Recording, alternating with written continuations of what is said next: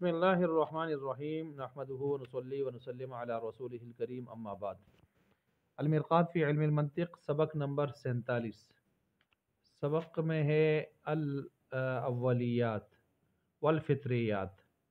یہ چونکہ بدیہیات برہانی کے اندر بیان ہو رہے تھے، جو قیاس برہانی کی بنیادیں ہوتی ہیں، ان میں اولیات اور فطریات کو یہاں پر ہم بیان کر رہے ہیں اس ویڈیو کے اندر۔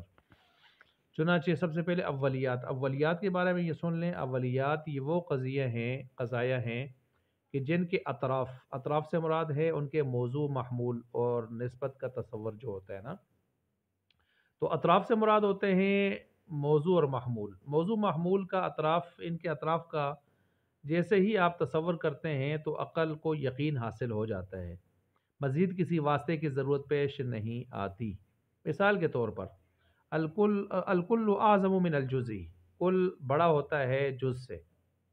اب دیکھیں یہاں پر جو موضوع اور محمول کی جو نسبت ہوئی ہے، الکل موضوع، اعظم من الجزء وہ آگے محمول ہے، تو جیسے کل جز کا آپ نے تصور کیا تو کل بڑا ہوتا ہے جز سے، یہ سنتے ہی آپ سمجھ گئے اور یقین کر لیا آپ نے کہ واقعی کل جز سے بڑا ہوتا ہے۔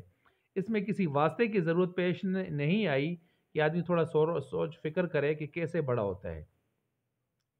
ساری دنیا جانتی ہے، چھوٹا بڑا ہر بالغ و شعور ذی فہم آدمی جانتا ہے کہ کل اپنے جز سے بڑا ہی ہوتا ہے۔ ٹھیک ہو گیا؟ تو اطراف کو سنتے ہی، موضوع محمول کو سنتے ہی کسی واسطے کی ضرورت پڑے بغیر آپ نے یقین کر لیا، عقل کو یقین حاصل ہو گیا، تو اس کو کہتے ہیں اولیات۔ گویا اول وحلت سنتے ہی اول وقت میں ہی عقل یقین کر لیتی ہے۔ ٹھیک ہے، اچھا جی، تو اب دوسرا آگیا ہے فطریات۔ فطریات کو اگر ہم دیکھیں تو وہ ہے کہ جس کے اطراف اور نسبت کے محض تصور سے عقل کو یقین حاصل نہیں ہوتا، بلکہ وہاں حصول یقین کے لیے عقل کو ایک اور چیز کی ضرورت ہوتی ہے، وہ ہوتی ہے واسطہ۔ ایسا واسطہ ہو جو، لیکن یاد رکھیں یہ جو واسطہ ہوتا ہے یہ ذہن سے غائب نہیں ہوتا۔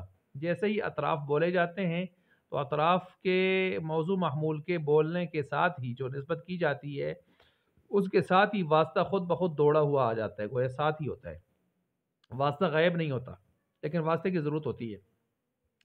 مثال کے طور پر الاربعۃ زوج، چار جفت ہے، چار کیا ہے؟ جفت ہے۔ اب الاربعۃ موضوع، زوج محمول جفت ہونا اس کا تصور، یہاں نسبت ہو گئی کہ بھئی زوجیت کی نسبت چار کی طرف کر دی گئی ہے، لیکن یہاں پر واسطے کی ضرورت پیش آتی ہے کہ کیوں چار جفت ہے، چار کیوں جفت ہے؟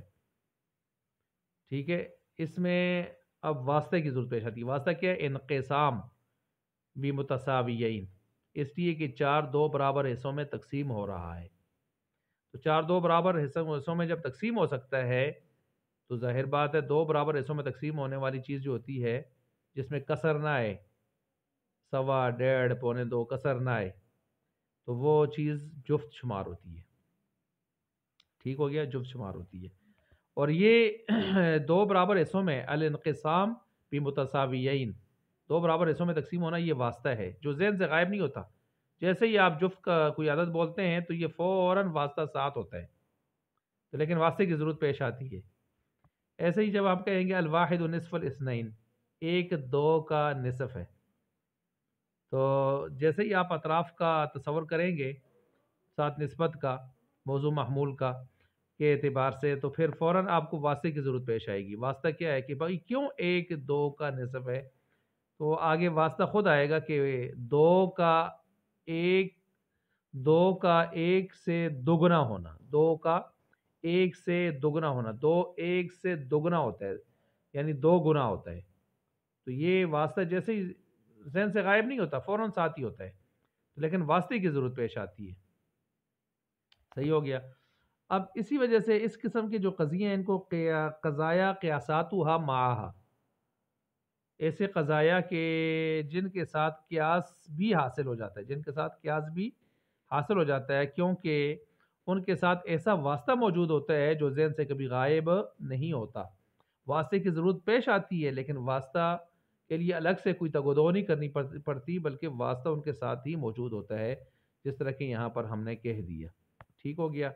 تو یہ واسطہ پھر یہاں جیسے الاربعۃ منقسم بمتساویین وکل منقسم بمتساویین، چار تقسیم ہوتا ہے دو برابر حصوں پر، اور ہر وہ جو دو حصوں پر تقسیم ہونے والا ہو زوجن وہ کیا ہوتا ہے؟ جفت ہوتا ہے۔ فالاربعۃ زوجن، نتیجہ نکلا چار بھی کیا ہے؟ جفت ہے۔ تو یہاں پر ہم نے اس سبق کے اندر اولیات اور فطریات کو ہم نے پڑھا ہے۔ ٹھیک ہے، اب اس حوالے سے میں عبارت آپ کے سامنے رکھتا ہوں۔ احدها الاولیات ہی قضایا یجزم العقل فیہا بمجرد الالتفات والتصور، عقل فوراً پکا پکا یقین حاصل کر لے، ٹھیک ہے، محض التفات اور تصور کے ساتھ ہی، لا یحتاج الی واسطۃ، واسطے کی طرف محتاج نہ ہو۔ یہ اولیات کی بات ہو رہی ہے اول وحلت میں ہی، کقولک الکل اعظم من الجزء وثانیہ، دوسری ان میں سے قسم ہے کون سی؟ فطریات ہے، ٹھیک ہے۔ ہاں وہی ما یفتقر الی واسطۃ، وہ ہے جو محتاج ہو ایک واسطے کی طرف، غیر غائبۃ عن الذہنی، لیکن یہ واسطہ جو ہے ذہن سے غائب نہیں ہوتا اصلاً بالکل۔ ویقال لهذه القضایا، ان قضایا کا نام رکھا جاتا ہے یا کہا جاتا ہے ان کو قضایا قیاساتها معها، دلیل ان کی یہ واسطہ ان کا ان کے ساتھ ہی رہتا ہے۔ نحو الاربعۃ زوج، چار جفت ہے، فإن من تصور، پس جو بھی تصور کرے گا، جس نے بھی تصور کیا، مفہوم الاربعاتی، چار کے مفہوم کا، وتصور مفہوم الزوجی، اور جفت کے مفہوم کا تصور کیا، بأنہ ہوا، گویا بئی صورت کہ وہ ہے، الذی ینقسم بمتساویین، جو دو برابر حصوں میں تقسیم ہوتا ہے، حکم بداہتن، اس نے لازمی طور پر، بدیہی طور پر، واضح طور پر حکم لگایا کیا، بأن الاربعۃ زوجن، کے چار بھی کیا ہے؟ جفت ہے، کیونکہ بھی دو برابر حصوں میں تقسیم ہوتا ہے۔ ونحن قولنا، اور اسی طرح ہمارا قول، الواحد نصف الاثنین، ایک دو کا نصف ہے، فإن العقل يحكم به بعد، حکم لگا دیتی ہے، عقل جو ہے حکم لگاتی ہے اس کا، اس کے ساتھ، بعد ان یلاحظ، بعد اس کے کہ وہ ملاحظہ کرے، مفہوم نصف الاثنین، دو کا نصف ہونا، دو کا نصف ہونا، والواحدی، اور ایک جو ہے یعنی دو جو ہے، نصف الاثنین، دو کا جو نصف ہے، والواحدی، اور ایک جو ہے اس کے ساتھ، یعنی مطلب یہ ہے اس بات کا حکم لگاتی ہے بعد اس کے کہ وہ لحاظ کرے کہ دو کے نصف اور ایک کے مفہوم کا، دو کے نصف اور ایک کے مفہوم کا، یعنی دو دگنا ہے ایک کا، یہ واسطہ جو یہاں پر میں نے بیان کیا تھا۔